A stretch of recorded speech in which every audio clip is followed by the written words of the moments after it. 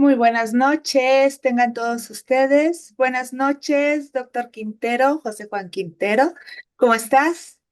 Hola Adri, bien, muchas gracias. Buenas noches a todos. Sean bienvenidos una vez más. Qué gusto tenerlos por aquí. Qué gusto verte, Adri.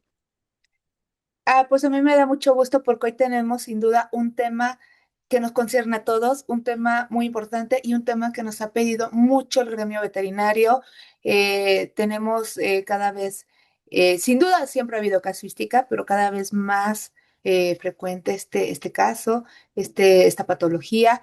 Pero antes que entrar al tema, platíquenos, escríbanos de dónde nos escuchan, de dónde tenemos colegas.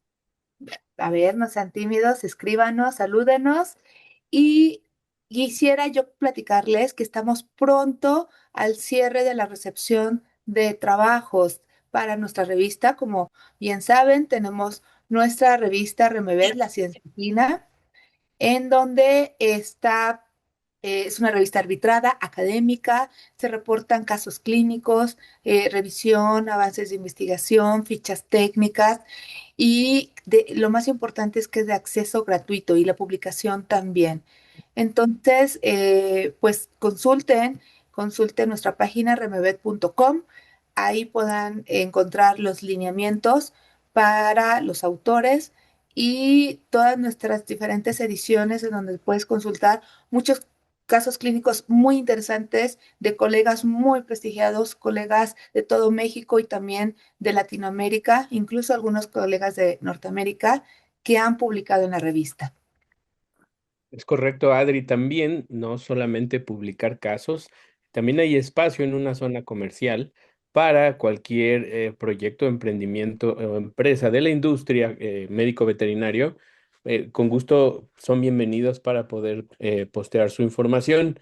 Pueden hacerlo en el correo que les vamos a poner y con gusto nos contactaremos con ustedes. Adri, hablando de la industria, esto no podría llevarse a cabo, en especial este webinar, sin la presencia de nuestros amigos de BethUs. BethUs es una empresa que es manejada por el doctor Pedro Ali. Me gustaría darle la bienvenida al doctor Pedro Ali y también, por favor, no sean, yo no veo que nos estén saludando, hoy andan con frío, la lluvia. Doctor Pedro, buenas noches, ¿cómo estás? Hola, buenas noches, José Juan. Doctora Adriana, ¿cómo estamos? Buenas noches. Muy bien. Hola. Pues primero que nada, agradecer la invitación una vez más aquí para poder ser sponsor de esta plática que sí, como lo comentan, creo que es muy interesante. Por otro lado, hablarles un poquito de la empresa de Betos. Betos es una empresa que nos dedicamos a dar acceso a los productos que son de difícil acceso en México. Estamos importando productos de Europa y de Estados Unidos para poderlos traer a México y que los veterinarios tengan acceso a ellos. No importa qué tipo de productos necesiten, es lo que estamos haciendo en el momento. Y también estamos desarrollando algunos equipos o modificando algunos equipos para que sean incluso más económicos los accesos en México. Entonces, es parte a lo que Beto se está dedicando en este momento. Doctor, ¿cómo qué tipo de equipos? Eh, Acabamos de terminar el desarrollo de un endoscopio oral para caballos. Fue un desarrollo que hicimos pues en una empresa en China. Empezamos desde un prototipo que era una varilla con una cámara hasta ya lograr un endoscopio oral. Se hizo la modificación de los elevadores Bain que no había en México. Eso se hizo con 6B hace aproximadamente 5 años. He visto mucho que en los congresos los venden. Eh, Cualquier clase de equipos que no estén disponibles en México, nosotros los estamos ayudando a traerlos. Escáneres de microchips, todo tipo de material que no esté disponible en México, estamos pudiendo traerlo. Muchas gracias, doctor. Esperemos pronto tener un resonador completo, una tomografía. Esperemos también, muy, muy pronto. Está ya dentro de los planes, pero es complicado todavía. Sí, tenemos resonancia, pero únicamente para miembros distales. Entonces, esperemos ya pronto tener un resonador completo. Y ya tenemos aquí a nuestros colegas saludándonos.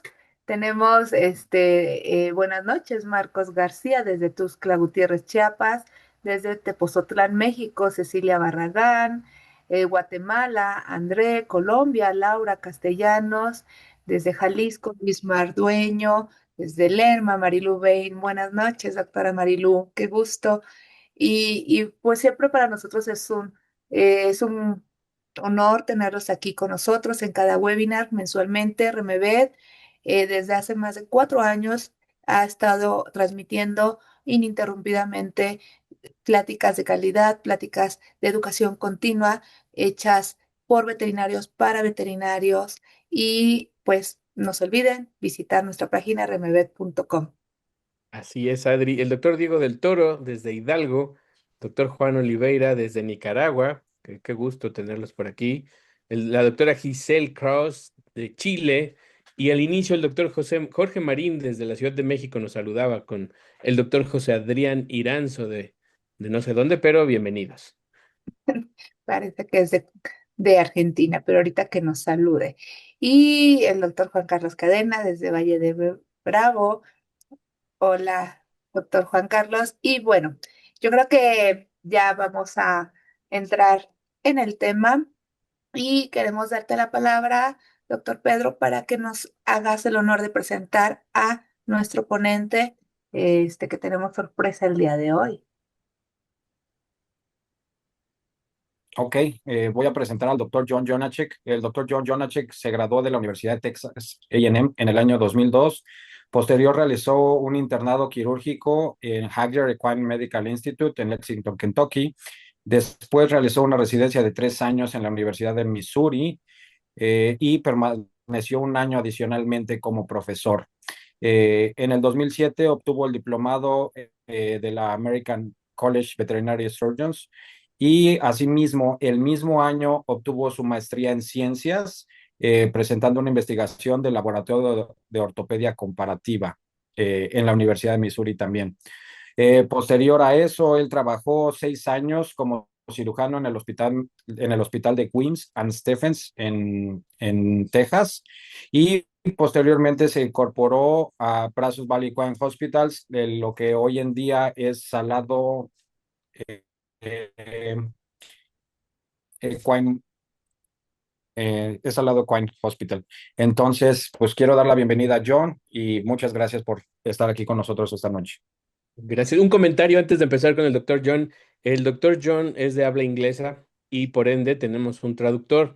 A todo aquel que no pueda o no entienda el inglés, puede ver desde la barra de abajo en donde dice más, van a encontrar un icono que dice interpretación. Pueden darle clic y eligen el idioma en el que quieran escucharlo. Nos acompaña nuestro traductor, el doctor Darrell. Él escucharán su voz si quieren que él se los interprete en español. Y por si acaso, repito, si no hablan inglés, pueden escucharlo en la barra de abajo, en el icono de interpretación. Muchas gracias y disculpa la interrupción, doctor. Bienvenido, doctor No, no, John. no. Thank you very much. Let me get this slide pulled or this presentation pulled up here. All right.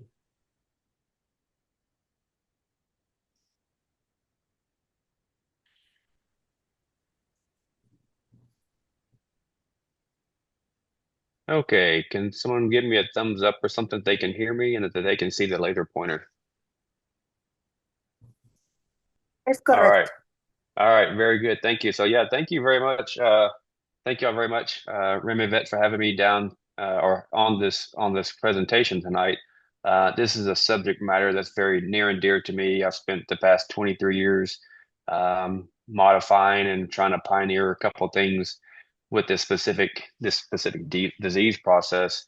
I've had some great mentors, mainly Barry Grant, who was the individual who developed the procedure, and so I've become very good friends, and he's been a great mentor over the past, oh man, 25 years of me doing this procedure. And so we've done hundreds of these procedures. So I'm very blessed to have a great staff at our hospital at Sled Park Medical Center, and a great clientele who's willing to pursue this procedure and allow us to actually do this surgery on their horses. So with that, we'll get started. It's going to be kind of like I told the guys at the beginning, it's going to be kind of a long procedure, mainly because this is a lot of information to try to go through in a short period of time. I may skip through some videos just to shorten it out. Depends how long things are going. But with that, we'll get started. And so Let me get rid of that. Let me see. My presentation went away. Give me 1 second.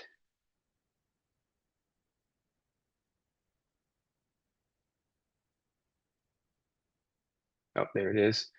And get this out. There we go. That was in the way. Perfect. Okay. And so when we talk about Wobbler syndrome, that's the layman's terminology. The medical description of this problem is cervical vertebral stenotic myelopathy. Over the past many years, it's gone through been called many different things. You can see the list there: vertebral malformation, malarticulation, instability. But regardless, at the end of the day, all these terms mean um, the layman's term is Wobbler syndrome. And so when we look at these horses, it is the number one cause of non-infectious spinal cord ataxia in horses. And so this is, and so this is a pretty classical sign. This is a 2-year-old quarter horse that we see very commonly in our practice that present for signs of typically what the clients are concerned about is stumbling, or they have a drunk appearance or asymmetrical gaits, or having a hard time getting around. So this is pretty common with it. Also, the big thing is the front end is usually, excuse me, the back end is usually worse than the front end when we look at the degrees of ataxia. The other thing, the really common thing these clients talk about is that a horse may seem weak, or weak associated with ataxia. But regardless, the reason these horses are ataxic or weak or can't perform is that the spinal cord is being compressed. So you get spinal vertebral canal stenosis, and this can happen anywhere from C1 down to T1. And that helps us if you really start seeing the hind limb worse than the front end, it really should point you in the direction that there's something wrong with the cervical spine. Here in Texas, we see a lot of EPM, and also a lot of Wobbler's diseases, and sometimes they can occur at the same time. So here's a horse here backing up that's a little reluctant to back up. It's dragging its feet, very hypermetric or spastic in the limbs. You can see he's dragging his feet backing up. That's just the clinical signs of some type of neurologic dysfunction in the horse. And here's another video as they're walking and elevate the horse's head. I'm not going to go through a neuro exam tonight, but you can see this horse when he raises his head, he starts crossing over in the front end and becomes hypermetric as well. So, so once you do a thorough neurological exam, the next thing, at least in our toolbox, is going to take X-rays of the neck. The best way to do it is if the horse, I try not to do it sedated if I don't have to, but some of the younger horses you may have to sedate. But ideally, if you can get the neck where it's somewhat parallel to the ground, to obtain your X-rays. And also, C3 through C5 all look exactly the same radiographically. So if you're not comfortable looking at X-rays of the cervical spine, you may want to come up with some kind of numbering scheme. So you can see here in this set of X-rays here, this is a third vertebral vertebrae, and this is C4 right here. And so what that leads to me next. So when you take X-rays of the horse's neck, when you're looking for neurologic dysfunction, it is super important that you include the pole all the way down to T1, because we can do surgery anywhere, all these vertebral sites on this X-ray, we can do surgery in this horse. And so when people start looking at X-rays of the horse's neck, they get really, their eyes get very glassy and they get confused. And if you don't look at these X-rays frequently, it can be overwhelming. And so some simple things, obviously C1 has a different shape. C2 is pretty obvious. It has this big dorsal crown process. But one thing between C1 and C2, when you're looking at alignment of the neck, that this white border of the dorsal spinal canal at C1 and C2 should be in a perfect alignment through here. Now, as we go down the neck, C3, C4, C5, C6, C7, and then T1. We know it's T1 if you see the first rib coming off. And so when I look at the necks of a horse, there's a lot of things I'm looking at. One, I'm looking at the intervertebral disc space at every site. Is it uniform all the way down? Is there any spondylosis? Is there any sclerosis? Is there any bone loss? Is there any mineralization, or is there any gas within the disc itself? And so When I was younger in vet school, they told us horses didn't have disc disease. That's not the truth. Horses can have disc disease, and there's something we can do about it. Um, so the next thing on the spine of the neck of the horse, we'll look at the articular process joints here. Look at everyone; they should be pretty uniform in size. As you get down the neck at C6, C7, that's definitely the biggest articular process joint, and so we want to keep that in mind. But we're looking for just changes in the joint space contour or enlargement or any lucencies or fractures or OCDs in the process joints. One thing we talk about, it's important to get C7T1. The size of C7T1 articulation should be half the size of C6 in most horses. And then some other things that we look at are the intervertebral foramen. As you come down the neck, the intervertebral foramen should be present all the way at each articulation. And sometimes, and then other things with C6, C7, or excuse me, C6 is that, to identify that specific bone or vertebral body, it has a complete transverse process along, if you look at C5, the transverse process stops here. At C6, the transverse process comes all the way to the back. And then C7 is a really short vertebral body, but it has no transverse processes at all. So those are things that you can you can look at when you're first looking at survey radiographs. And so, again, like I just mentioned, it's super important to X-ray C7T1, but it can be difficult. So here's one trick you can do is if you have enough people, lift a leg up off the ground and pull it back. Because if you can do that, you can get all the scapula and the supraspinatus and infraspinatus muscles pulled back out of the way and get your generator pretty close to the horse's neck. And you'll get really good X-rays of C7T1. If you don't have enough people, you can sometimes just step the horse's foot back if they're amenable to it and get just as good quality radiographs. It is important that your generator is about at least 90 kV. I typically set my generator at 97 and 97 kV and 4.5 mass. So we'll go through some survey radiographs that we see in horses that present with Wobbler type syndrome. Now, this is what's called caudal epiphyseal flare. So this is a young horse. This is the growth plate right here of the horse. And so just like they can get fasciitis in ankles, knees, or hocks, they can get it in the neck as well. So this is just what we'll call caudal epiphyseal flare, excuse me. And that in itself can cause compression on the spinal cord here. A layman's term is a ski ramp or ski jump, but this is enough to cause compression on the spinal cord. Now, this is just an incidental finding of intervertebral disc mineralization, which can cause problem as a horse matures. Dorsal laminar extension, we'll see this in some wobblers. I don't see it very often. It's pretty hard to see, but this is the dorsal laminar portion. Extends back through the articulation of the spinal canal. Malalignment between two vertebrae, or the medical term is kyphosis. So you're coming along. This is like C5, C6 is really nice and has a smooth transition from one vertebrae to the next.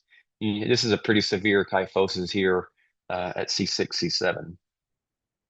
This is just abnormal ossification of the articular facet.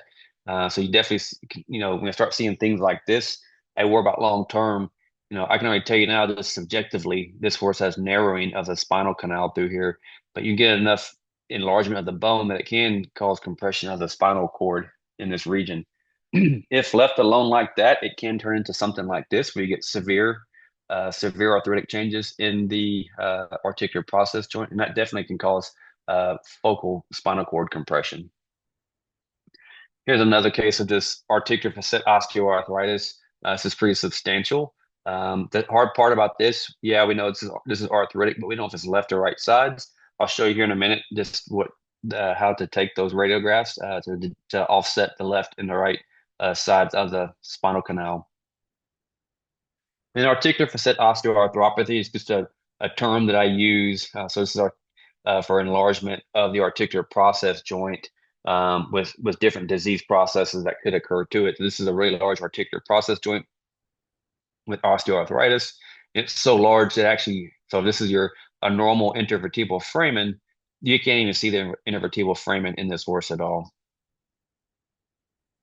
And intervertebral disc disease, this is a complete loss of the disc space. These horses typically are not ataxic. They're extremely painful though. Vertebral malformation, This horse had multiple things going on. This is a yearling. He has a dens abnormality here. The shape of C2 is very abnormal. You've got complete fusion of the C2, C3 articulation. You got a misshapen articular process joint, and you got spinal cord compression in this horse in this site at C3, 3-4, excuse me. And then another thing we see in a lot of wobblers, I don't know what to make of this quite yet. We've started talking about this about 10 years ago, but this again we talked about earlier. C6 has a complete transverse process that goes from cranial to caudal. But sometimes you'll get these horses a congenital malformation where it's called C6 transposition onto C7. So you look at this horse here, he's got a normal cranial transverse process, but no caudal transverse process. This this caudal transverse process is actually transposed or it has developed on C7, C7. So if you remember earlier, we talked about C7 not having any transverse process. This is just a congenital abnormality. They see it in humans, they see it in cows, dogs, cats, all mammals. And so for me, the jury's still out. I still think this is a variant of normal, but I do see a lot of horses with spinal cord compression that will we see this. Some of the layman's term is ECVM, equine congenital vertebral malformation, is another term you may hear about this. And then trauma, luxations of the vertebral canal. Here's the oblique radiographs we talked about earlier. Essentially, this is a 45-degree oblique radiograph. Here's a really large articular process joint here. When we take the oblique from the other side, this is it right here as well. I don't have any normals, but this is normal right here. This is really large and abnormal. So once we have all these X-rays taken, everything we just talked about is complete subjective opinion, and it's just one person's opinion. So everyone wants to be able to do some type of objectivity with the radiographs, which is fine. And so you can do what's called the intervertebral sagittal ratio. So you're measuring the distance between the dorsal and ventral aspects of the spinal canal at the articulation, divided by the vertebral body, the cranial portion of the vertebral body. So any ratio you get that's less than 50% from C3 through C6 is suggestive of maybe being a wobbler, and you should probably pursue a myelogram. And then at C7, anything less than 52% should be considered a wobbler, and a myelogram is recommended. We still don't quite know what T1, C7, T1 articulation. Some people have said 60%, which seems really large to me, but I don't have any numbers there because the numbers are all over the place depending on who you talk to. So we just got to mention the myelography. So what is myelography? So with the horse under anesthesia, we'll place a spinal needle into the atlanto-occipital space. We'll aspirate fluid, and then we'll infuse contrast into the subarachnoid space, and we'll get this contrast flow all the way down the cervical spine. So we're looking at a couple of things here. One, we're looking at the dorsal contrast column all the way down the horse's spine, looking for any interruption of flow. So here at C6, C7, you'll see a change in flow here, which is indicative of spinal cord compression. I used to not look at the ventral column at all, but I do pay attention a lot more to it now as we come down. This one's pretty uniform all the way down, but occasionally you can get soft tissue contracture around the spinal cord. We will get loss of ventral die column. There's a little bit of loss of ventral die column here, or even a disc protrusion or disc herniation into the spinal canal. You'll see some abnormalities in the ventral die column. But again, that's all subjective. So why do a myelogram? It definitely is needed to confirm the diagnosis of wobbler or cervical vertebral stenotic myelopathy. It does a couple of things for us. One, you can look at X-rays sometimes and think, oh yeah, it's going to be compressed at this site here. But I've been burned many times looking at the radiographs, and the horse is actually compressed somewhere else, or maybe 2 or 3 different sites. So a myelogram definitely confirms the diagnosis of wobbler. It helps identify location. Is it static versus compression? The number of lesions. It helps us give it a number of mild, moderate, or severe. Based on however you want to label it. So here's just a short video of how I do my monogram. So the horse is under anesthesia, and the horse's head is actually elevated off the ground about 40 at a 45-degree angle. We've clipped and scrubbed this area here. I put my elbow on the atlas, so I know what the atlas is, and the needle. This is an 18 gauge, 3.5-inch spinal needle, and we're going in perpendicular. The horse's head, the head is at a 90-degree head and neck are a 90-degree angle, and we're going in slowly. We feel about 3 pops, and you'll see spinal fluid coming dripping right out. When I'm doing a monogram, I'll attach a 30-inch extension set. I've already got my contrast, about 50 to 60 ml of contrast pulled up. We use Omnipake is what we use. I would recommend using Omnipake. It needs to be 250 mg per mil or 300 mg per mil. Do not go above 300 mg per mil. You'll kill the horse. So here we're aspirate out about 50 to 60 ml of cerebral spinal fluid. And we'll save it for any lab testing if necessary. And then we'll slowly infuse the contrast over a 3 to 5 minute period. And then we'll start our monogram.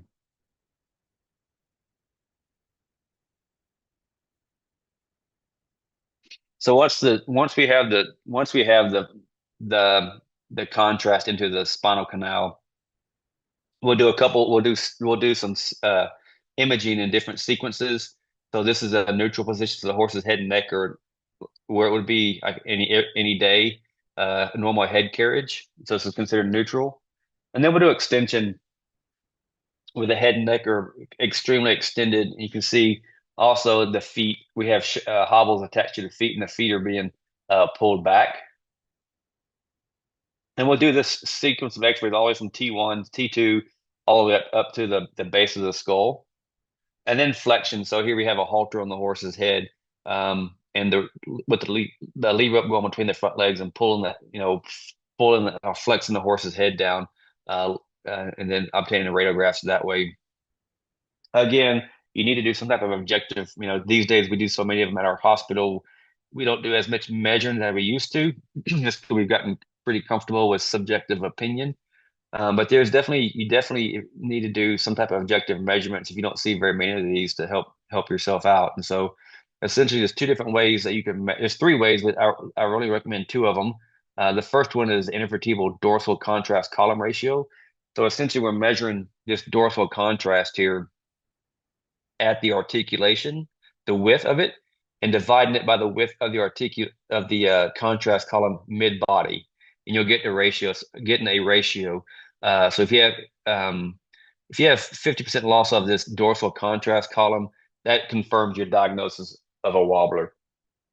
And then the second way to measure is called the dural diameter ratio. And so essentially you're measuring from dorsal to ventral of this dural diameter at the articulation. And then again at the dural diameter mid body and getting your ratio again. With this one, if you get 20% attenuation or loss, reduction of the dural diameter, it confirms that your horse is a wobbler. So I've been doing monogram for 20 something years. And then the more of these we did, we started thinking, man, we need to look more into this. So we've had a CT for right at 5 years. And so CTs have been around for a while for imaging the cervical spine, but really haven't been in practical clinical use until maybe within the past 10 years or so. Back in 1992 at University of Georgia, they did some cadaver horses. And then 2014, Dr.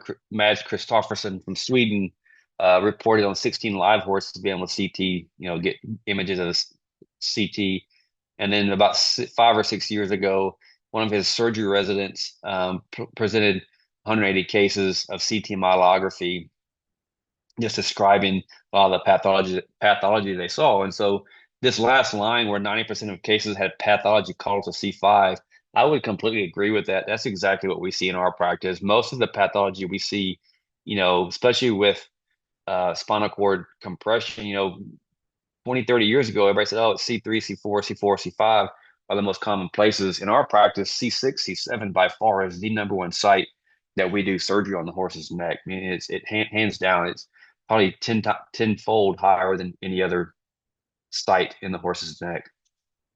And so this is a horse at our practice with the CT, we use the neurological body time. But we can get down to, depending on the size of the horse, T2, T3, T4 sometimes. It is an 80 centimeter gantry, so you can get pretty far. And so this is what a CT image looks like that we get from our machine. And it looks different varying depending on the size of the horse. And so the nice thing about the CT is not that you don't, so this middle one is what you normally get with an X-ray. So it's nice we get what's called MPR, so it's multiplanar reconstruction. So it allows us to look in the coronal view, which is cranial caudal, and the sagittal view, which is left and right sides, and then axial view, which is dorsal ventral. And so you can twist and turn these in different directions and look at every nook and cranny of the cervical spine if you needed to. Now you can do 3D reconstruction, but if we're talking about spinal cord compression and wobblers, this has almost zero value unless you get into some really weird malformations that you just kind of more of a wow factor than anything. But the 3D reconstruction isn't too terribly helpful in these types of cases. So we'll go through some of the CT findings that we routinely find in horses that have neck issues, more specifically with wobbler type cases. But this is just the dorsal spinal cord compression like we would see in a regular myelogram. Now we'll get into the areas where we typically can't, that require a CT. So it's lateral compression, severe lateral compression, but it's most likely a soft tissue mass. These two are from the same horse. This is C2, C3. You have severe compression, lateral compression of the spinal cord here at C2, C3. And then this is some dorsal lateral compression that we commonly see in these horses that have foraminal stenosis. This is fairly common finding in our practice. So we talk about intervertebral foraminal stenosis. We won't talk about this at all tonight. This is for another time. But essentially, this is your spinal cord, this round structure here, and it gives off nerve roots that go through this intervertebral foramen that provides sensation to the front legs and to the neck muscles. But what happens as the nerves going through here gets compressed and it loses nerve function. Then you get into cervical vertebral malformations. So these horses, this is what we showed earlier, had all the arrows all over it. This is just a CT rendering, CT of the horse and the 3D rendering. This is completely fused. This looked worse. This is the portion that looked worse on the X-rays, but really that's the site that doesn't need to have surgery. This is the site that needs to have surgery. This is what's causing the ataxia in the horse. And then we'll talk about intervertebral disc disease. There's lots of different, in my opinion, there's different types of disc disease. So with disc protrusion, this is your disc space. It's actually protruding or herniating into the ventral spinal column, causing nerve dysfunction and oftentimes more pain than anything. This is probably the best image here. It's kind of a soft tissue image. You see the disc being protruding into the spinal canal. Other disc disease is spondylitis. You got some mineralization in this area of the disc substantial narrowing and some sclerosis of the disc, the caudal end plate here of C2. Here's some true spondylosis. This is by about C6. And this is a case of severe discal spondylitis at C7, T1. And then the third type of disc disease that I appreciate in our practice is this true degeneration. So you've got emulsification of the nucleus pulposus of the intervertebral disc. Osteoarthritis, it can get so large that, if you get to the point where joint injections aren't helping control the pain, it can actually, you can actually do surgery on these horses. But sometimes this facet can get so big that causes dorsolateral spinal cord compression or even comorbidities, meaning multiple problems at one site. So just different types of osteoarthritis, subchondral bone cyst at C7T1. Again, it's super important we look at C7T1 because we can do surgery there. Just subarachnoid masses, contracture of the ligamentum flavum causing spinal cord compression. And then, as we just talked about, comorbidities, meaning numerous problems at one articulation. You've got severe spinal cord compression, all these cases, osteoarthropathy across the board, and then severe intervertebral phalangeal stenosis. And these are the type of cases that are difficult to prognosticate with clients and tell them what to do with their horse. And then kyphosis, we talked about kyphosis earlier. This is a major step. And this is the transverse transposition we mentioned there as well. Just what it looks like on computed tomography here. This is the same horse at C6, so it's missing the transverse process here, but it's transposed on the C7. So that's that's a lot about the diagnostics and how I approach the diagnostics to come up to diagnose a horse with wobblers. So now we'll get into what do we actually do about it? How do we treat these horses? And so the first surgeries that were in horses that were reported was back in 1977 at Washington State University, and it was by these groups here. If you look across those names, they're all the same people: George Bagby, Barry Grant, Pam Wagner. Those were the lead people in the study. And so when they were first treating wobblers, they were fusing the vertebrae, but they were using these allogeneic bone dowels, so basically bone graft type material to fuse them. Then, as time went on, this is Dr. Bagby. He was a human neurosurgeon. He and Dr. Barry Grant developed this humans, they call these cages, but in horses they're called baskets because they are actually quite a bit larger. And at this point they were stainless steel. Here's what they look like. When I first started doing wobblers, we were still using these baskets in early 2000s. And so you can see all these studies that were done. Originally, they were done with bone graft. Then they were comparing with stainless steel. Then they started using, here's, as you look down the line, there's different studies using different types of material. But they would initially start off with bone graft material, and they went to the stainless steel baskets. And then here's a case where this is probably the first true study they had that came out indicating what the prognosis was for horses with doing surgery on wobblers. And that was in 1993. Then along in about 2003, one of the complications with using the old implants is you would drill a hole and you would pound them in with a hammer, and you would hope they didn't back out. And so backing out of the implants, actually migrating ventrally out of the bone, was a big problem. So in 2003, they would drill a hole, but then they started tapping it. And so if you look at these implants, this is a fully threaded implant here, and this is a partially threaded implant. You could actually screw these implants into the bone, and the likelihood of them migrating out is very low. And so also, if you look at this, when you able to screw these into the bone, you have much better bone implant interface. And the other nice thing about it is look at all these holes in these implants. So when we put these implants into the bone, we pack them with graft, and it allows all this bone to integrate through these holes. So you get one big solid surface. And so this didn't come along until 2003. Now there are some other ways to fuse or to do arthrodesis of the cervical spine. Locking plates were first introduced in the early 2000s. There was a case report in a young foal. And then they did a study a few years later.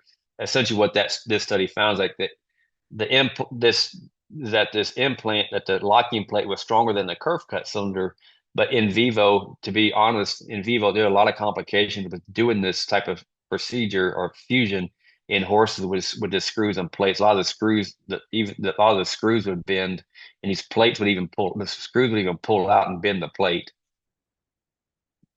Another method of fusing the cervical spine is using a pedicle screw and rod. This was the first proof of concept study back in 2017 using 4 horses just to show that it could be done. This is the procedure they used. Then they actually did 10 clinical cases and had about a 50 to 60% success rate. There was quite a few complications associated with these little rosette screws in here that would fall off, or these screws breaking, or the rods even bending or breaking. It's not the most stable implant system, in my opinion, especially for 1,000, or if you're doing something on a 1,500-pound horse, that's a pretty small screws, and these rods in here aren't very large. And then most recently, they did a study of using this what they call an interbody fusion device of using it versus not using it. And today, the current technique for doing this surgery is to not use this, which I think is not a good idea. And so you don't really get, so anyways, I don't do this. There's reasons I don't do this technique. And I think there's better options than this one out there. So as time goes on, 3D printing has been a big thing. Dr. Fabrice Rossignol in France has been designing these with another company, different ways to potentially use these implants to fuse to do fusions in horses. You can kind of see in the background of these are the different types of what they look like implanted in the horse. And so this is one I use specifically at C6, C7, C7T1. These really aren't strong enough to use up in the more cranial portion of the neck. Here's just a couple of X-rays using different locations from Dr. Steven Zedler, who is in Australia, who he uses this technique, and so it seems to work well. I've been doing my technique for so long and with good results that as long as I have a source of implants, I'm going to keep using them. And this is just a paper that Dr. Zedler's group has, Fabrice Rossignol and then Steven Zedler have recently had presented using their 3D printed titanium system. So what type of cases, we went over a lot of stuff so far. So what type of cases can be fused? And so this is what I use here. This is called the kerf cut cylinder.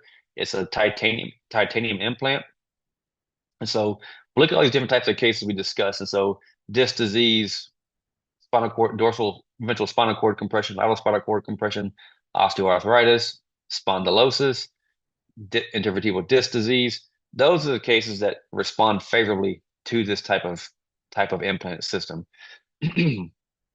5 years ago, I probably would have fused this because we didn't have any other options. Because one thing that happens when you put these implants in, that these bones will atrophy to some degree. It happens much faster in the younger horses. In the more mature horses, it is a very slow process, and it may not happen at all. So there's a much better surgery for this condition these days. So I do not do this procedure anymore for horses with true foraminal stenosis. So when we talk about doing ventral interbody fusion or cervical arthrodesis, whichever you want to call it, some of the goals, if you're looking at horses that have true neurologic dysfunction, you're essentially wanting to decompress the spinal cord in that area. And the big thing is you want to eliminate trauma. And when that happens, you restore blood flow to the spinal cord. And also you reduce inflammation or edema, not only within the spinal cord, but around the spinal cord. And those are your main goals of surgery. The big one is decompress the affected site. With disc disease or even osteoarthritis, the big thing is neurologic stability, if there is any, and then pain relief. In these horses with disc disease, we try to get as much affected disc as possible as well. So, if we've gone through the myelogram or the CT myelogram, we have a diagnosis. You have the conversation with the client, and they're willing to move forward with surgery. Before you anesthetize a horse to do this type of surgery, there's a couple of things you need to check off your list you need to check off your list. You need to do an endoscopy on the horse to make sure the horse doesn't have laryngeal hemiplegia, because when we do this surgery, we primarily dissect along the right side of the trachea. And in doing so, we work right adjacent to the right vagosympathetic nerve trunk and the vagus nerve. And so if you already have a left-sided laryngeal hemiplegia and you decide to make your approach on the right side and you damage that vagus nerve or vagosympathetic nerve trunk, you're going to cause paralysis on the right side. Now you have a bilateral paralyzed horse. You may have a horrendous wreck in anesthesia recovery. So if we do see this on endoscopy and the client still wants to move forward with surgery, we change our approach. We pass the nasogastric tube up the nose and down the esophagus into the stomach and make our approach on the left side. And in doing so, we're able to identify the esophagus and not damage it. If we end up damaging the vagus nerve on the left side, then it's no big deal. We've already got paralysis here already. Hopefully that makes sense. A couple other things. Once you do all your endoscopy, I like to do, there's quite a few measurements I'll do on these horses. I know the implant's 25 millimeters from top to bottom. and I want to leave about 8 to 10 millimeters of bone shelf here. So I have to do some calculations to figure out how deep what my minimum and maximum depth should be. If you're dealing with the wobbler as a yearling, some things you may want to consider doing is X-raying ankles, hocks, and stifles. Make sure there's not any additional OCDs or subchondral bone cysts. And then again, I try to get these horses' feet trimmed or reset just prior to surgery because they're going to be a little unstable the weeks following after surgery. So I want to get their feet trimmed prior to surgery if possible. So when we do these horses, this is how they're positioned on the surgery table. This is the head right here. So we're looking at the sternum. This is, we want to make sure the head and neck are in a straight line. If you notice in this horse, he has a severe deviation of the sternum. And we didn't know that until we anesthetized the horse, but his neck is straight and the sternum his neck is straight and stable. And also, if you look at these horses, the horses, this surgery table is elevated for a reason. The main reason is to reduce edema and swelling in the throat latch region and in the orbit. These horses, if their heads are really low below their heart, they will accumulate a lot of edema around the eyes and around the throat latch region. So both these horses are in reverse Trendelenburg. So you look at this as a little bit. There's two variations of this. One, everything's pretty fully extended. Here, things are extended, but then the horse's neck is in slight flexion. And so this case right here, what we notice is that during the CT myelogram, when his neck was in extension, it put severe compression on the spinal cord. But when we had him in flexion, it opened it up some more, which is extremely common. We see that in almost about 95% of the cases. This is a combination we see at C6, C7. We see this, it looks like this in flexion. And so what we started doing is putting these horses in a little bit of flexion, but try to open this up a little bit and reduce some of the compression. I'm going to skip this video because it's a long video. But essentially, what it does, it was just a video of an entire surgery cut into different segments. But what we do, we want to identify, this is our site, this is an instrument identifying our surgery site. These needles are in the skin, not in the bone. They're in the skin. So this whole surgery is done with radiographic guidance. So these needles are in the skin as markers, so I know exactly where I need to be. So we've dissected down along the trachea through the longus colli muscle. And it's just an instrument touching the ventral spinous process. We x-ray it, make sure we're in the correct location. Then we'll remove some of the ventral spinous process. So you can see this is the ventral spinous process. Here it's been removed. Now I'll take this is an Amy needle. I essentially want to line it up right on the caudal aspect of this disc space. And then we'll put a drill guide. This is a drill guide. You still see the needle here. And we've drilled. Now this is a kerf cutter as we're going down. We're going down, leaving a healthy bit of bone between the end of where our implant will be and the spinal canal, which is right here. And this is number 2 kerf cutter. Now we're actually tapping the bone, so you can have an idea. This tap is the exact same size as the implant, so I know what it should look like when we're doing this. This is the implant being placed, and this is the final product here. And this is pretty much a perfect placement here. Just some intraoperative views. This is actually removing some of the bone. This is where the disc actually was protruding through the ventral portion of the disc space. Here we've removed some bone and kind of flattened this out. This is actually the growth plate here. This white line is the growth plate. And so now we're looking down on top of the ventral spinous process. We've drilled. This is actually disc material right here. This yellow material.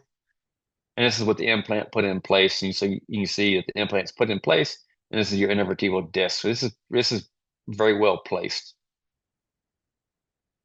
And so once we have the implant in, we rinse it, we pack it with bone graft, then we close the longus colli muscle here. And this is just a Ricard retractor showing this is actually the carotid artery, and the vagosympathetic nerve trunk is right adjacent to it. And so when we're putting these kerf cut cylinders in, you need to make sure you're right on midline. It's a CT we did on the horse a couple years after the surgery. It's important you're right on midline, because if you get off midline, you have these large cervical arteries on the left and the right side. So here's what can happen. This is a fast video. What can happen if you get off midline just a little bit? And so this is at C6, C7 we're working. This is myself here. This is Dr. Ben Buchanan. He's an internal medicine critical care specialist. This was a case that he referred. He wanted to scrub in, so he came on over. And as you can see, there's tons of blood. We just hit that cervical artery inadvertently coming out. And so the horse did survive, but it was a bit touch and go there for a minute. And so that's also important to have a good surgery team in case something like that does ever happen. So this is the same horse. We put an implant at C3, C4, and this is C6, C7 that we were working at. You can see a lot of metal. These are just Liga clips trying to get the bleeding to stop. We eventually got the bleeding to stop, and you may not believe it or not. I mean, the horse survived, which is great. But this was a racing quarter horse, and this horse went on to be one of the fastest horses these owners and trainers had ever had. So don't ever give up unless it's just till death's end. So when we look at these implants, and so it's very common. So a couple things to take home from this. This is a full threaded implant here at a single site. And then this is a double, what we call a double level. This is pretty common. We're using partially threaded implants. I typically start with partially threaded implants in all these cases, because if I strip this out, I can always come back in and put a full threaded implant in there, and it'll still get some bone purchase. So single and double level surgeries are pretty common in our practice. We don't do very many triple level, just because it's just, those horses' likely return to the athleticism is low. So a couple of things to note for the people who do anesthesia on these horses, at least the anesthetists in our practice. These are just tidbits that they have told me, that they can anticipate the blood pressure to go up during this process right here. So when we're tapping our drill guide into place into the bone, you'll get a spike of blood pressure during the procedure. Again, we talked about the reverse Trendelenburg position already. By elevating their head higher than their rear end and getting the eyes pretty close to heart level almost, it reduces a lot of edema in the eyes and throat latch region, and can reduce some of your recovery complications. I always recover these horses with an orotracheal, or this is an orotracheal tube here, or a nasotracheal tube here, and we always use head and tail ropes on these guys to help recover them. So it's just a kind of a series of how, this is a head and tail rope in recovery. Head obviously in the tail. This is a really good recovery. The horse laid there quietly, got in the sternal, sat there for 5 or 10 minutes, got his legs out, sat there for a minute, stood right up. And this is what we like to have. Now, it doesn't always happen, but a lot of these horses, this is what we prefer to happen. And then this is full recovery. The horse is standing. We typically put a bandage on these guys in surgery. It's hard to bandage this area, and so you can't really tell, but we will bandage the surgery site. And I'll put one of these half body slinkies on them to protect everything. They've got zippers down the middle, so you can take them on and off, check the surgery sites. The bandages only stay on for like 4 to 5 days, but these will stay on for 2 or 3 weeks to protect the surgery site. So perioperatively, these are some of the medication that we use from a surgical aspect. We use potassium penicillin, gentamicin, Banamine for 3 to 5 days. Vitamin E, I keep them on for 120 days, typically, sometimes up for 6 months. I think it's super important that if you are going to use vitamin E, it's water soluble. You need to use at least 8,000 units minimal in horses with neurologic dysfunction. I will re-X-ray the horse 5 days after surgery. Like I said, I don't leave the horse's neck bandaged very long. I use the slinkies instead, and then the staples come out 14 days after surgery. Kind of a generic rehab for these horses is about 30 days in the stall. Now, in saying that, I think the horse's ataxia is improving, and from a neurologic standpoint, he's sounder or stable. Probably stable is a better word. I will start hand walking these horses about a week after surgery just to improve their proprioception. and mainly get those horses feeling more confident in themselves again. But then, we definitely do 30 days of stall rest with controlled hand walking for sure, and then 60 days of small pen turnout. So that gets you about 4 months out from surgery. By that time, the bone should be healed. The implant should be fully uh, the implant should be um, fully healed. And so at that point, we can start doing different things, whereas balance pads, some light round pin work, aqua tread therapy if the horse is improving. And I won't start doing any kind of bending exercises for range of motion purposes until we get to the 4 month period, once I know the bone is completely healed. So the big question, well, what's the success rate on this? In our hands at this practice, 75% of the horses go back to being what they need to do, whether it's back to being an athlete, whatever discipline it may be, improved performance, and definitely improved comfort level. So this is a horse that was grade 3 preoperatively. This is about 8 months after surgery. This is a barrel horse, and he went back to full competition. Again, he started as a grade 3 ataxia and made a complete recovery and is currently performing as we speak. So what we expect in improvements of ataxia, that 80%, 85% of horses will improve by grade 1 of ataxia with surgery. And then we expect 55 to 60% to improve by 2 or more grades, not 2 grades, but 2 or more grades. Again, rehab for this type of surgery, you're looking at a minimum of 6 months, depending on how bad the horse was or what the problem was preoperatively. But sometimes it may take 12 to 15 months. One of the things that are responsible for the improvement of this isn't just a fusion and decompressing the spinal cord, but again, we talked about articular facet atrophy. If you look at the articular facet here is really big. It's pretty small in this horse. These are all the same horses. Again, this is a pretty proliferative, and this is actually only after 4 months after surgery. It's pretty smooth there. And this is a horse that we did a triple level on. That you can see this is really degenerative here and really large here. And now that the degeneration is completely gone, and this is almost no articular facet at all. This horse actually is a working cow horse in the Western sport horse, and so this horse is actually in training with his neck like this. Again, it's just a CT showing atrophy of the facet. You look at the yellow lines here or on this left side of this horse's neck. It definitely the foramen opened up over a 5-year period, just supporting that these facets will atrophy with time. And so, I want to talk just briefly about C7T1 fusions in the horse's neck, because it can be done. We do a fair number of these. It's a very difficult site to get to, but some of the things we see with these horses is muscle atrophy of the brachiocephalicus or the omotransversalis muscles. You look at this horse, he's got atrophy of the pectoral muscles here, and even some of these horses will get atrophy of the antebrachial muscles. And so we don't know, is that truly from spinal cord compression, or they're definitely concerned of nerve root compression in cases like that as well. So some of the things we see, this is an owner's video. It was C7T1. This is a horse with discal spondylitis. It's extremely painful and ataxic and can't. It's just extremely painful for the horse to eat off the ground or eat out of a feed bunk there. And these horses, oftentimes, when you walk them, he raises his head. He really doesn't want to move forward, but he's extremely ataxic. But these horses don't like backing up. Again, neither do the ones in other wobbler type cases, but C7T1 things seem to be a bit more dramatic typically. And sometimes you got to keep in mind that these gait abnormalities in horses are often amplified when being ridden. So this horse, if you watch him trot, he'll go pretty normal, and all of a sudden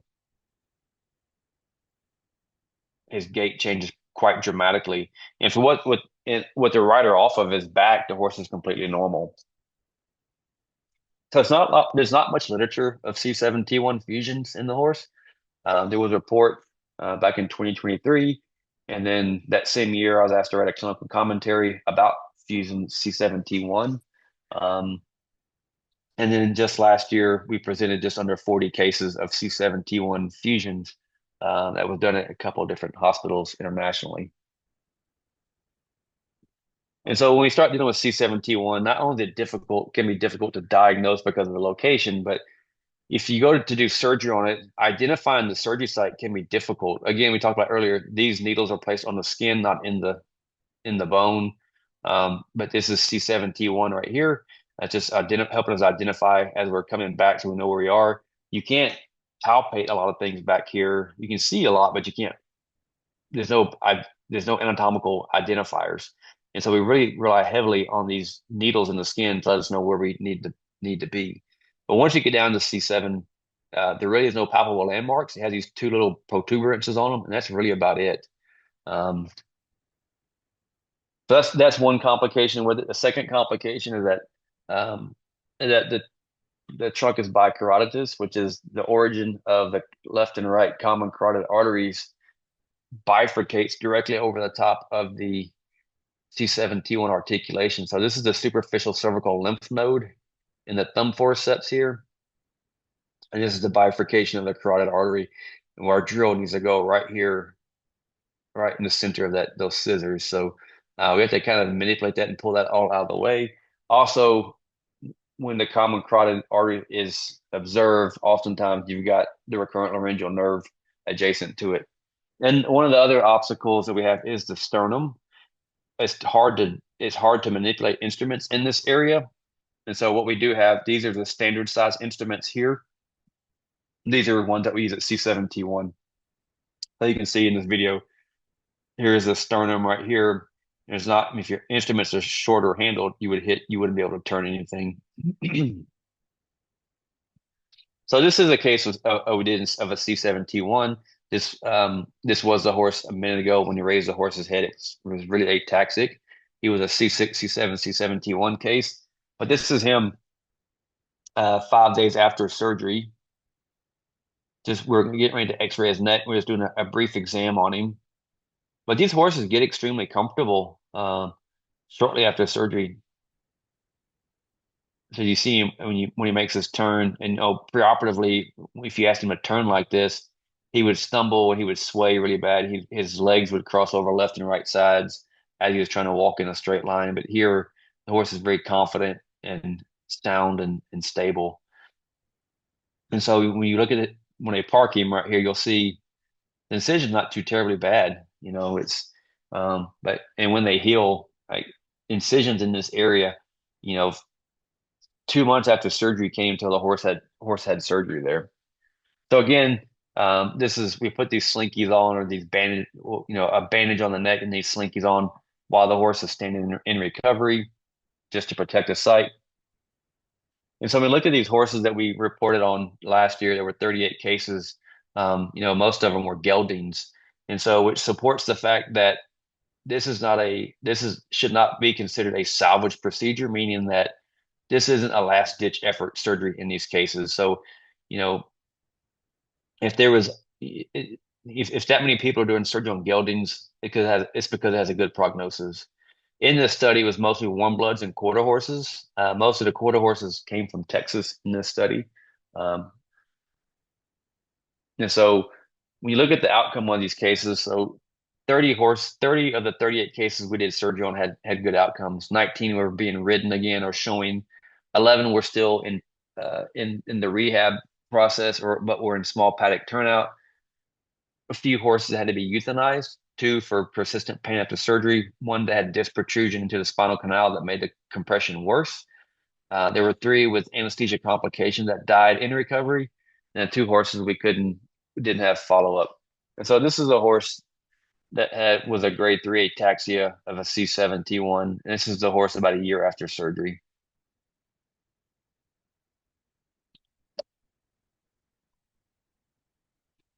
The one thing worth mentioning in these cases that 4 horses develop laryngeal spasm after being extubated. That can be life-threatening when that happens, and so because you are working such a deep area adjacent to the vagus nerve, there are some precautions you can take. But in this case, this horse already had a left-sided laryngeal hemiplasia preoperatively, so we had to change up our approach anyways. And so I felt that this horse needed to wake up with a tracheostomy tube in its trachea. So this horse woke up with a temporary tracheostomy because I didn't feel confident at the fact that the horse would recover well without a patent airway. So I'm glad I did. The horse did fantastic. Went home, and actually the horse is back. This was about a year ago maybe. This horse is back in training. So again, we talked about articular facet atrophy earlier, where these articular facet joints will kind of slowly get smaller. This is C7T1 articulation. This is C7T1 articulation in the exact same horse.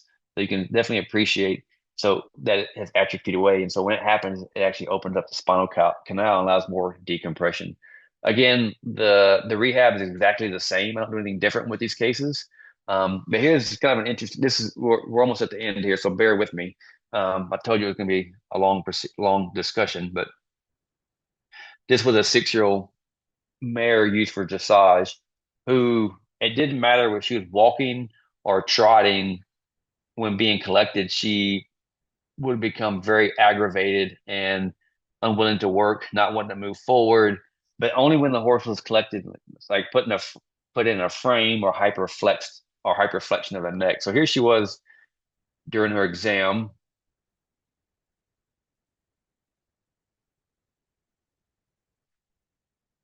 But during the exam, it was hard to really to really see a whole lot of neurologic dysfunction.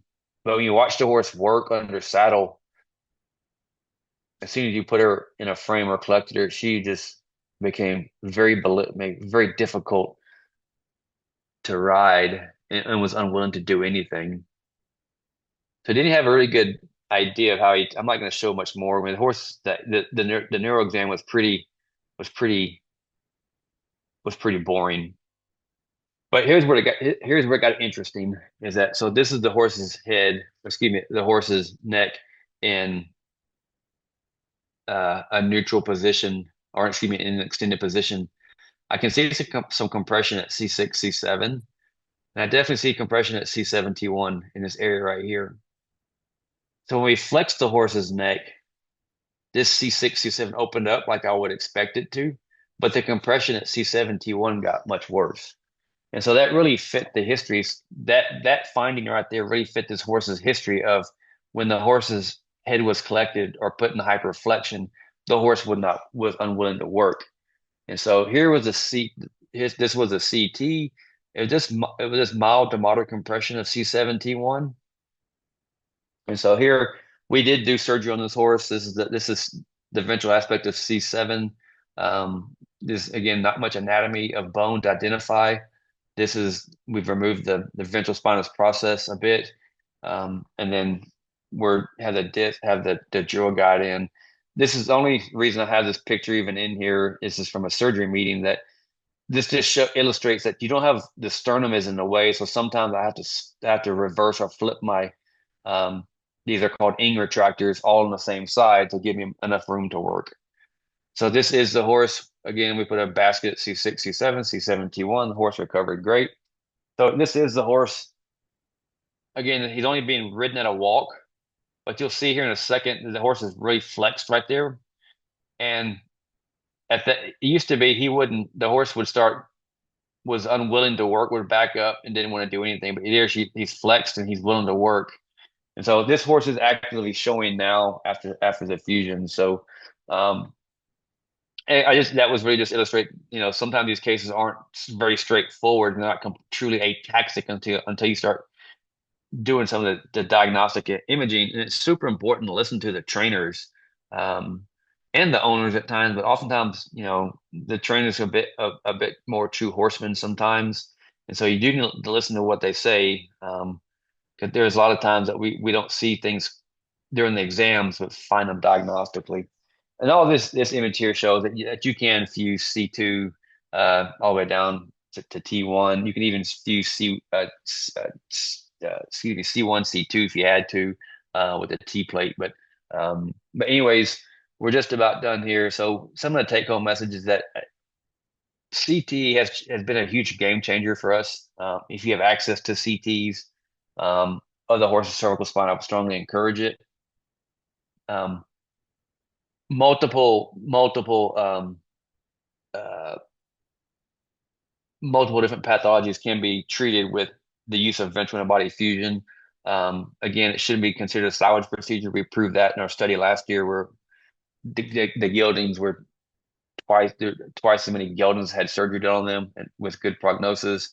Again, the surgical goal is to improve performance and return them athleticism, but really your surgical intent is to improve their comfort level, resolve their lameness, and reduce their neurological grade. That's safe for riding and provide a good quality of life. And so I just threw these in here at the end. We do see some of these cervical subluxations every now and then. Again, this is the horse preoperatively, radiographically. This is at the horse. You can actually see the luxation in the horse's neck outwardly. And so this horse actually put a curve cut cylinder along with a locking plate. This is immediately in recovery. You can see that the luxation is gone. And then this is a Dens fracture in a foal. That you can't actually fuse these. This is a locking T plate, and then these are two transcondylar screws. And if the foals are up walking around, they have a great prognosis. This foal actually was recumbent upon receiving him, and the horse actually got up, and this horse actually is in training at this point in time. So, um, anyways, I really want to thank everyone from Remy having me speak tonight, and hopefully this wasn't too long. Hopefully it was informational. But I really want to thank my mentors. The one on the far left is Dr. Bobby Hunt, who passed away last fall. The one on the far right is Dr. Barry Grant. He is the one that developed the Wobbler surgery for horses. Two guys in the middle is Jan-Heinz Swagermacher and Travis Toll. Those are two guys that we've helped pioneer the arthroscopic foraminotomy, which I think I'm going to probably come back sometime this summer and discuss. But with that, I'd be happy to answer any questions. This is my contact information. On the far right, we are located in Texas. This is right about in Texas where we're located, so it's not too far from the Mexico border. But these are all if you want to get a hold of me, this is, feel free to email me. You can try to call me. That's our website. And with that, I'll leave it up for any questions.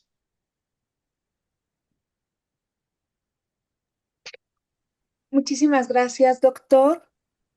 Excelente charla, muchísima información muy útil para que conozcamos aquí en México las oportunidades que tienen estos caballos. Iniciamos con el foro de preguntas. Hay bastantes preguntas. La primera es de Yismiray Sandoval. ¿Qué medio de contraste o qué líquido inyectan en la médula espinal? ¿Cuál nos recomendaría usted, doctor, para mielografías? Yeah, we use Omnipake, and it's 240 mgs per mil. I'm sorry, yeah, 240 mgs per mil. You can also sometimes that can be hard to get. So sometimes we use 300 mg per mil, but I would not use more than 300 mg per mil Omnipake.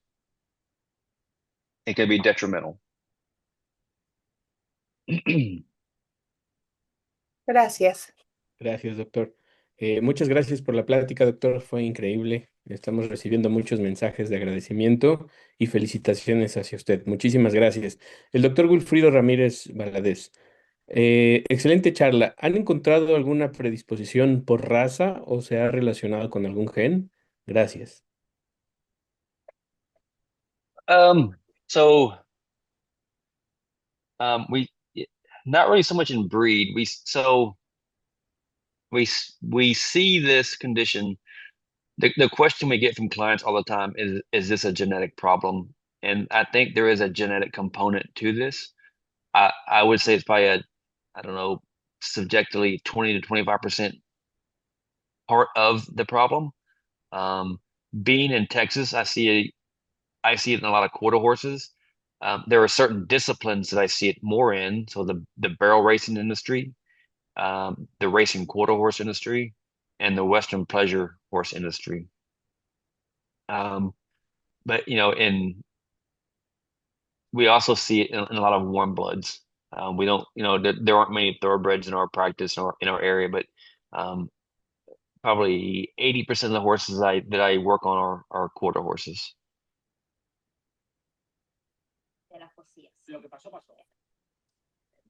Gracias, doctor.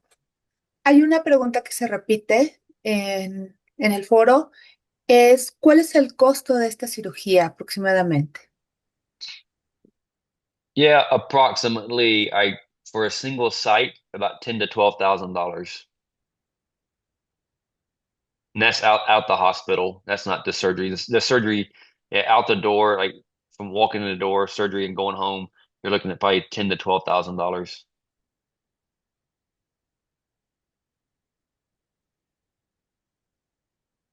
Muchas gracias, doctor. Dice la doctora Cecilia Barragán, cuando es por malformación de vértebras, ¿a partir de qué edad podemos diagnosticar o se hace notar un problema de reducción de paso del líquido cefalorraquídeo? ¿Tiene alguna experiencia en dar tratamiento con ajustes quiroprácticos? Gracias. Yeah, I don't think chiropractics won't help this condition. The youngest horse that we've done this procedure in has been 2 months old. Dr. Grant's done one in 2 months old. The youngest I've done one in is 6 months old. Um, and so, yeah, I think that 6 months is probably the earliest I've seen. I think you can start maybe seeing some clinical signs in young horses, but it's hard to tell in young horses sometimes because they're so as they're trying to get their their confidence and their gait. Sometimes they look ataxic anyways.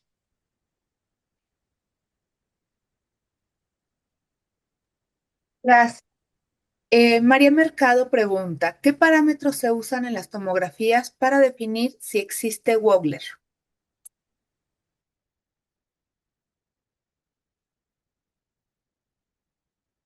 And so, I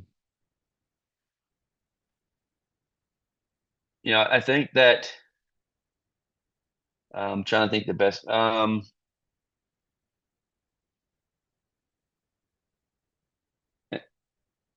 I'll put it this way: if a horse is grade three or less ataxia, the horses I would consider doing surgery on the horse. If they're grade 4 or 5 ataxia, I don't think surgery is of the best interest for the horse. Now, when we're looking at spinal cord compression, I've the degree of spinal cord compression does not deter me from not doing surgery. It's more the level of ataxia. I've done a lot of horses with severe spinal cord compression that have had good outcomes. So it's more of the level of ataxia before the myelogram or before surgery that is concerning.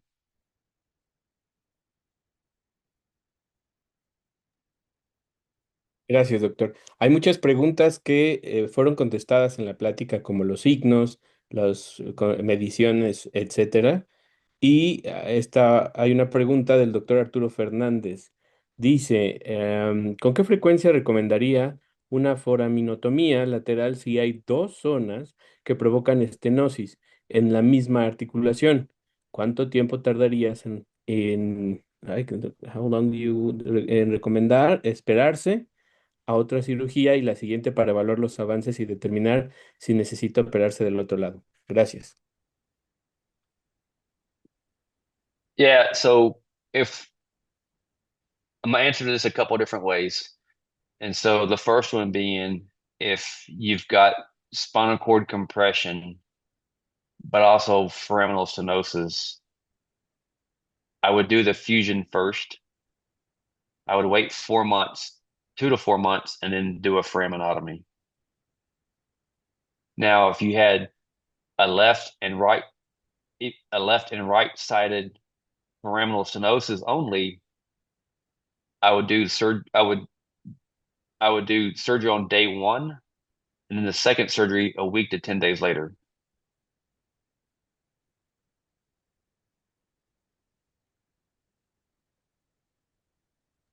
Gracias.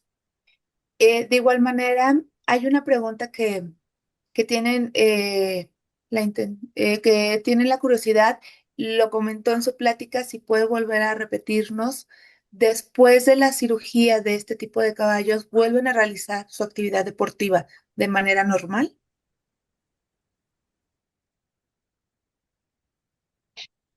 Yeah, so I would say I typically tell clients there's a 75% chance they're going to go back to doing what they're doing prior to surgery.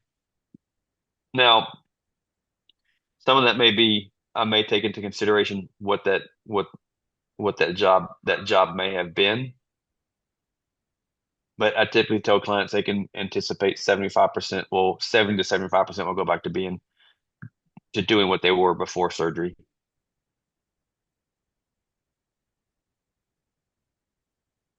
Gracias.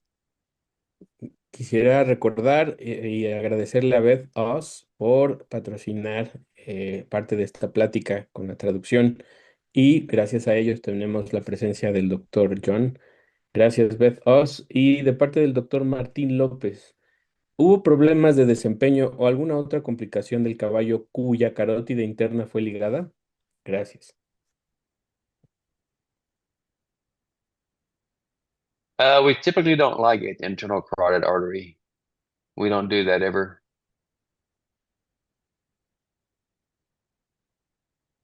Oh, so I think she meant the cervical artery. So there was that case. No, there were no complications associated with this. There was no side effects with ligating the cervical artery.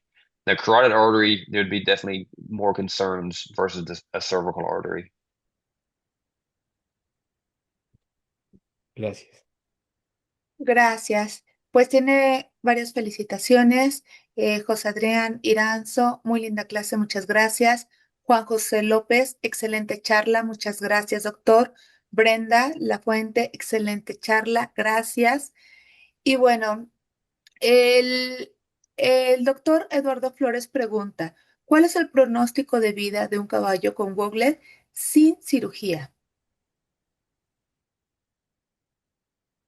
Yeah, those horses will progressively get worse, and they can become an endangerment to themselves and or the owners or the handlers. But usually, I tell clients that the condition will progressively get worse without surgical intervention.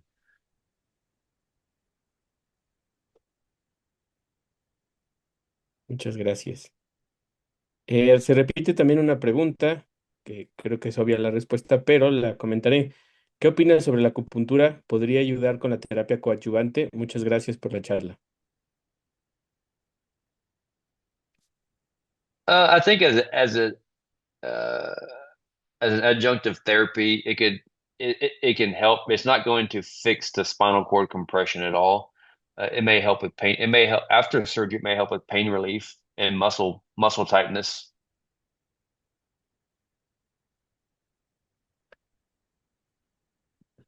Gracias. Gracias. La doctora Cecilia Barragán, al fijar una vértebra, ¿considera usted que las vértebras aledañas puedan tener una compensación de posición? ¿De posición? That's a great question. In humans, that's a major concern. But the biomechanics of the horse's neck versus the human neck is different. The human neck is under compression constantly, versus the horse's neck is in what's called cantilever bending. Not to say that it can't happen, but it's a lot less of a risk than in humans.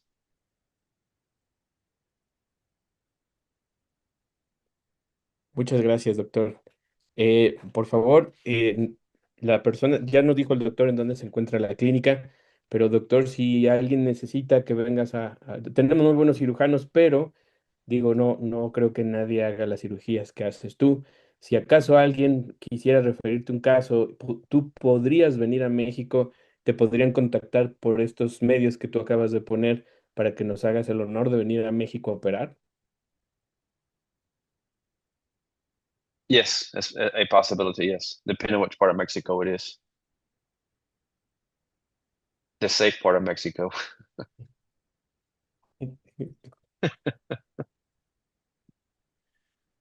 Acá lo cuidamos, doctor, no se apure. Eh, Las últimas dos preguntas, tenemos muchas más, siguen llegando, pero por respeto al ponente, allá son, este, ya 10:26. 10, o sea, sí, ya creo que 1 hora de más o 2 horas de más, me parece, 1 hora. Pero si gustan resolver más dudas, ahí tenemos los contactos del doctor. Él, con gusto puede resolvérselas.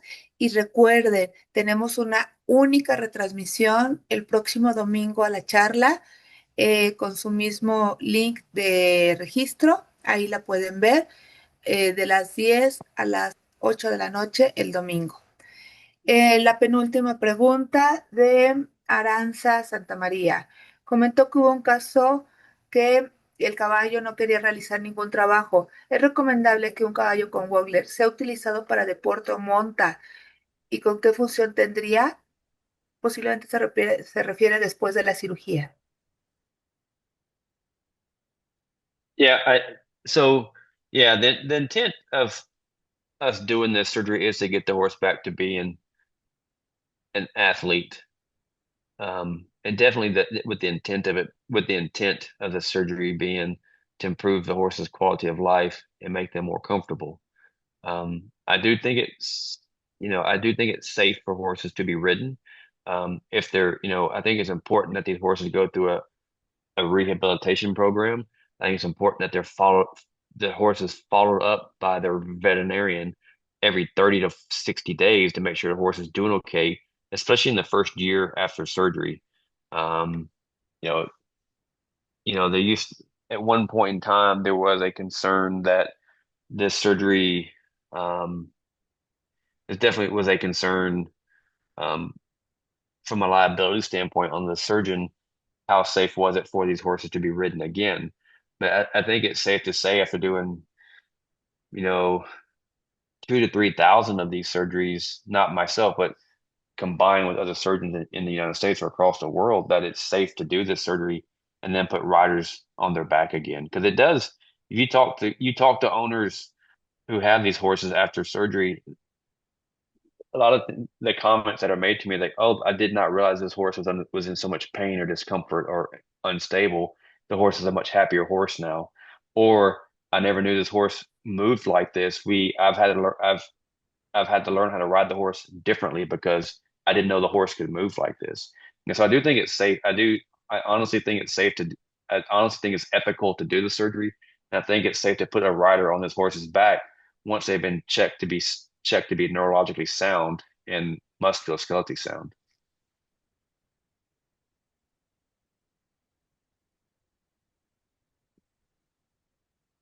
Muchas gracias, doctor. Por último, la doctora Renata Flores. En su experiencia, después de una cirugía correctiva para síndrome de Wobbler, ¿qué tan factible es que un caballo de carreras vuelva a competir al mismo nivel? ¿Existe algún porcentaje reportado de retorno exitoso al deporte? Gracias.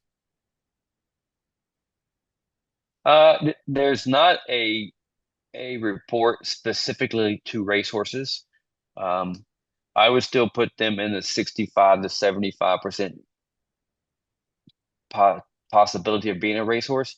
But again, it depends on how ataxic the horse is before being diagnosed. But I guess one thing I didn't mention is super important, that if you can make the diagnosis of a wobbler within the first 30 days of onset of neurologic dysfunction, the outcome is far superior than waiting 2 or 3, 4, 5, 6 months before you do any surgery. So the sooner you can resolve the problem, the better the outcome. Because you have to remember that what's happening, that the spinal cord, the neurons of the spinal cord are being damaged. And the more damage that's occurring or allowing to occur, the more difficult it is for that horse to return back to full function. Because you have to restore blood supply to the spinal cord and resolve the edema within and around the spinal cord, but also allow for neurons to heal. And it takes quite a while for neural regeneration to occur, or it can take a while.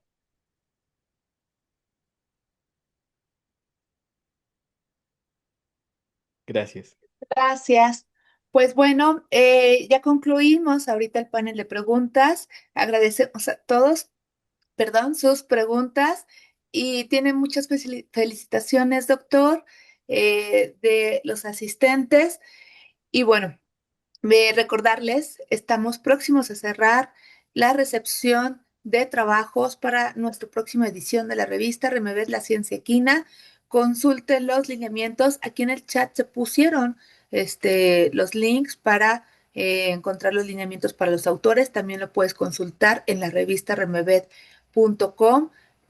Salen los lineamientos en la página.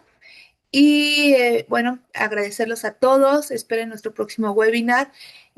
Doctor Quintero, no sé si quieras comentar algo para pasarle el micrófono al doctor, Sí, y nos pueda comentar claro que finalmente sí. su experiencia. Muchas gracias a todos por estar aquí. Gracias una vez más. Muy dichosos de tener a un ponente como el doctor John aquí. Esto fue gracias a Beth Oz. Y gracias, doctor, por estar aquí. Gracias por tu tiempo. Sabemos que es muy tarde por allá. Sabemos que tienes mucho trabajo y en verdad estamos agradecidos. No tienes la idea de mensajes que estamos recibiendo de felicitaciones hacia ti. Muchas, muchas gracias. Gracias a todos. Esperamos sus casos, sus reportes.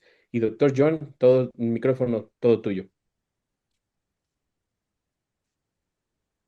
Yeah, thank you all very much for reaching out to me. I enjoyed this. Hopefully, it wasn't too long.